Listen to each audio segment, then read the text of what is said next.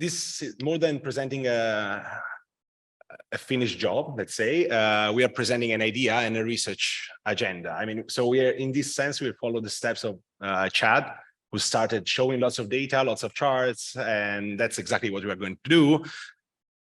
Or eventually collect all your impression, all your recommendation, how to go on this project. So that's more like the stage will be yours in 15 minutes time, I think. So this is a project that we started 2 years ago, but then due to data issues, I mean, we were not sure, but it was about trade policy adoption, and we were not sure whether this measure had ever been, let's say, removed at some point. So there were some issues that prevented us from going on with this project, and we decided to start it now that COVID apparently seems to not exist anymore. And so that's a good, yeah, knocking on the table. And but so we hope that this is a good moment to start trying to understand what happened, why, and when, in the timing of what happened. So, I mean, the point we start, of course, by what has been repeated and repeated over and over. So COVID-19 de facto hibernated world economy. It disrupted global supply chain. The production halted in many countries due to the lockdown measures that had been implemented. The point is how countries reacted to COVID in terms of trade policy was not fully understood. I mean, it's still far from being fully understood, at least to the best of our knowledge. How they reacted in terms to prevent the health crisis, or at least to mitigate the health crisis, has been object of lots of attention. I mean, how it impacted trade flows by, for instance, disrupting logistics, by changing the consumption patterns on consumption goods that eventually stopped the production of certain products at the expense of others, and how the net trade position of countries drove the decision to either liberalize or restrict the exports or imports of, let's say, critical goods, and so on and so forth. So as I was saying, what drove how the government responded is not entirely clear. So, for instance, a paper by Bernard and others linked the length of the procurement process to the adoption of restrictions or liberalization for medical supply chain, noticing that there was a relationship going from the burden of bureaucracy, de facto, that's how we can flag it, and the decision to be more or less active in terms of policy. So what this project does, I mean, wish to do, hopefully will do, is to try to unpack the factors that drove the policy response to COVID, how this policy response evolved over time, and whether we can understand what causes the persistence of such measures that still today are still in force.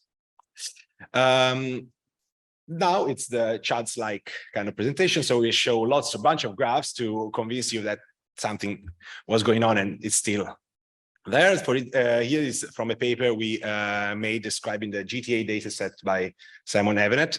This is stuff we did 2 years ago, exactly, where we show that it's not just that the number was substantial, the number of measures implemented, but also the length was quite remarkable, and that this response was not, let's say, universal. Not all countries decided to act the same way. Not all regions were interested in the same way by this increased policy activism.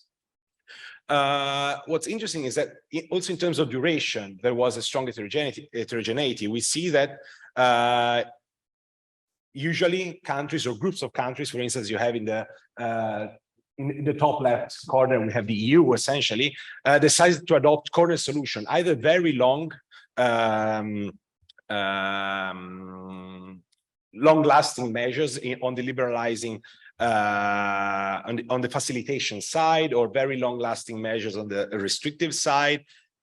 A few selected countries, mostly transition ones, you can see Turkey, India, Brazil, not transition, sorry, but middle-income countries, decided to go all in for both kind of measures. So why it was so? I mean, what were the drivers of that? And on the other side, we see that, especially in the early phases of pandemic, the speed with which countries started adopting measures, let's say the domino effect was substantial. While China and India were the first to adopt measures in already January 2020, you saw substantially a domino effect moving westward to Europe at an increasing speed. Okay, so the Europe eventually in 15 days decided to adopt measures even against EU members, actually, even against other EU members, creating substantial also, let's say, discomfort at Commission and EU level. What was interesting again, also in what we saw was that the declared duration of measures was substantially heterogeneous among countries. So there were lots of countries who didn't declare any removal date for these measures, even if later they might have removed these measures earlier than many others who had a set eat by date, let's say, best before date for these measures, while others actually decided to mostly use open-ended measures. Especially, I don't recall. Okay, North America, for instance, North America facilitation measures were mostly open-ended. They didn't state when they were going to expire, even though actually there were some measures that were lifted at some point, and that what you can see. That's the point. Okay, as you can see here, the facilitation, and here those who were lifted in stuff. So. However, this was just descriptive work. What remains to be seen, and what's the object of this project, is to better understand what were the country drivers of policy adoption. For instance, there is this paper by Agarwal and Anirudh, who should be online, who checked several, let's say, hypotheses on what was the what define the duration, for instance, or the adoption of a measure, looking both in his case to food and medical products as separate. We are going to focus on medical products mostly, but there are also several other dimensions who has been floating around in the policy debate, but that has not been investigated so far. For instance, what's the expenditure capacity of a country in terms of subsidies? How the fiscal capacity of a country, therefore, determines the possibility to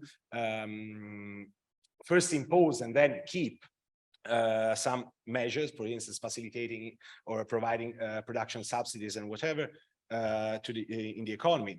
What was the role of the protectionist attitude of the country? For instance, did more protectionist countries before COVID also adopted more protectionist measures during COVID and afterwards, or maybe adopted measures with longer duration beforehand, or these countries actually decided to reduce on their protectionist level during COVID just to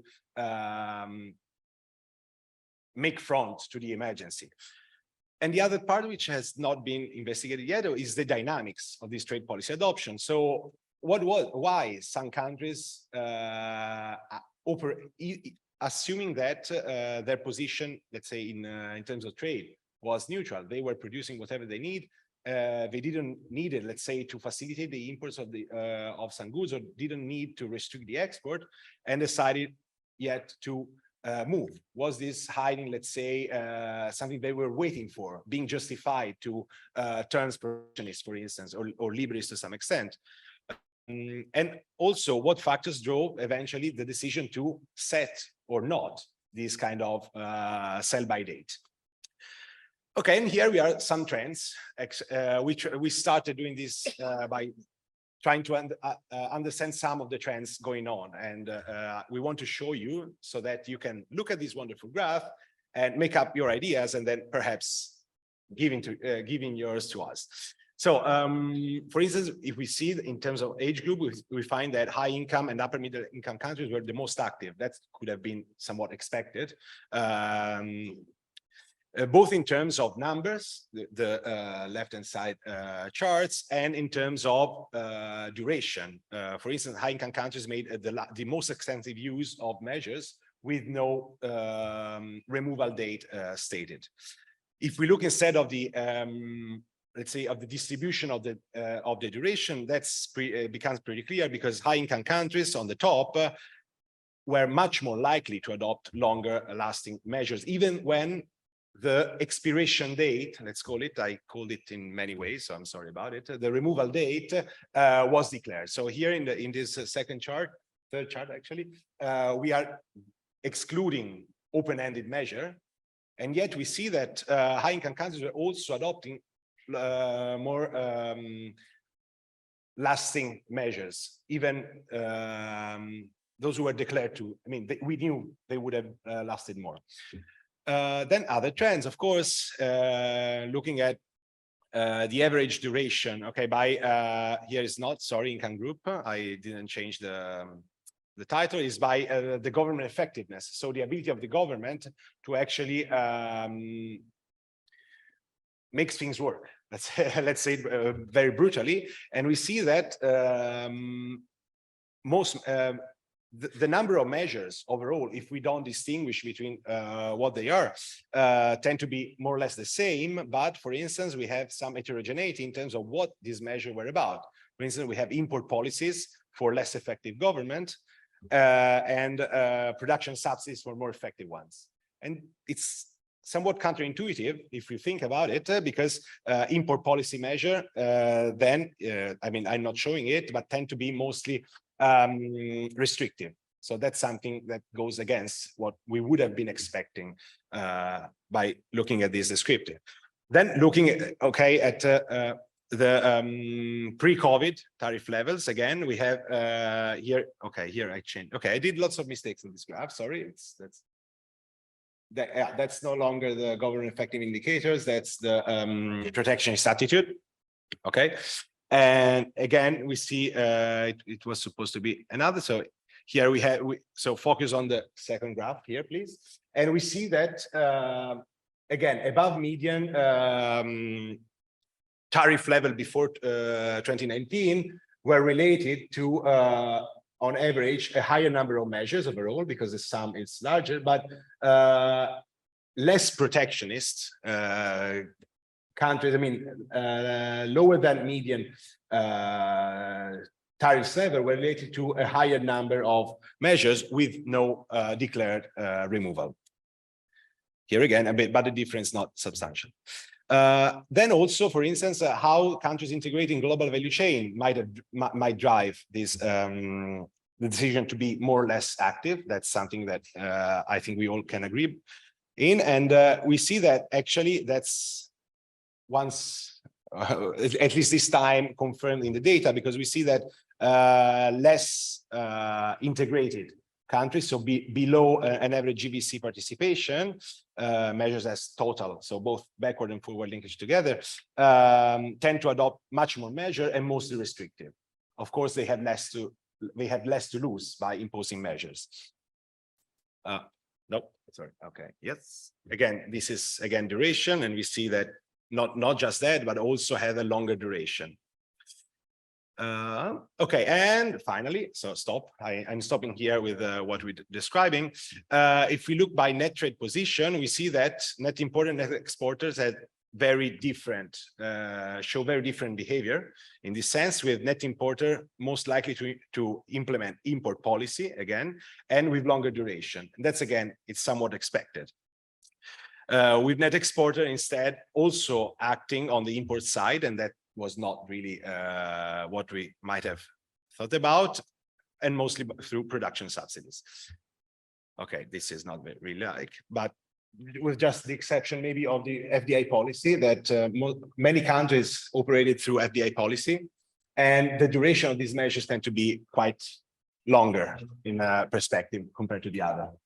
So in short, what we saw so far that wealthier countries tend to be tend to have a more extensive use of trade policy, lesser integration in GVC also is linked to higher activism, government effectiveness also, but the trend we found out is somewhat counterintuitive, and yeah, even also tariffs levels tend to be counterintuitively related to policy activism, because protectionist countries also implement lots of import liberalization with no deadline. So what's next, and that's up to you eventually, is to discuss what we have in mind, which is, okay, to understand the drivers of COVID response. If you have an idea also, we are glad to hear yours.